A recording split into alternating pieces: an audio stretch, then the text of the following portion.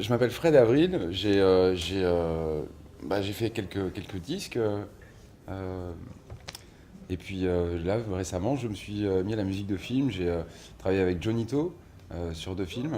Et on a cet immense navire de Sound of Noise euh, voilà, qui m'est tombé dessus. Je fais de la musique depuis très très longtemps, mais ça m'a pris un temps fou à commencer à faire de la musique à l'image, ce qui avait finalement été un peu mon but premier.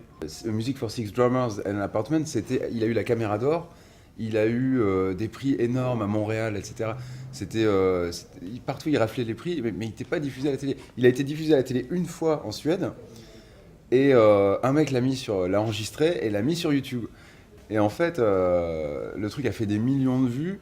Et finalement, bah voilà, c'est arrivé finalement à mettre vraiment de l'intérêt pour le long métrage, quoi. Tu vois, est-ce qu'il a presque financé le long métrage. Et puis quand 2 ans après, on m'a proposé, tiens, enfin c'est mon agent qui est venu avec le projet. J'ai dit, mais à fond, j'adore ces mecs, je veux absolument le faire, etc. C'était quand même un gros travail, ces attentats sonores là, hein, parce que voilà,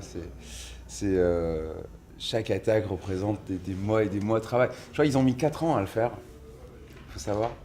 Et moi, je suis arrivé la dernière année, quoi. Voilà, en gros, c'est ça.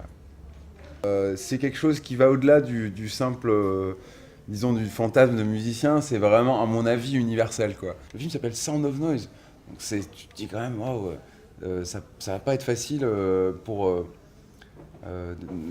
mettre un score normal. Donc je suis parti vers des sons vraiment originaux. J'ai justement utilisé des instruments aussi divers que des amortisseurs. Il y avait des tubes en PVC, même t'as des flûtes faites en tubes de PVC. J'ai travaillé avec un percussionniste génial qui s'appelle Maxime Échardour. Et lui, il a par exemple des steel drums. Et on a fait passer des billes, on a fait courir des billes dedans comme ça. Et voilà, plein de sons comme ça, inédits, qui étaient vraiment.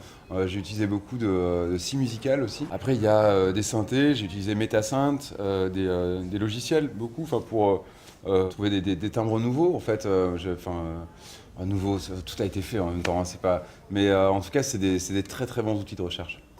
Qu'est-ce que je pourrais dire aux gens pour les inciter à regarder le film? Que c'est un très bon film.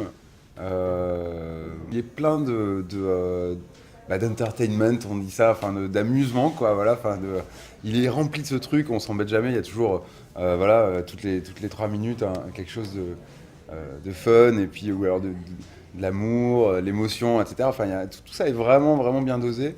Et c'est vrai que je pense que ça va devenir un film assez culte.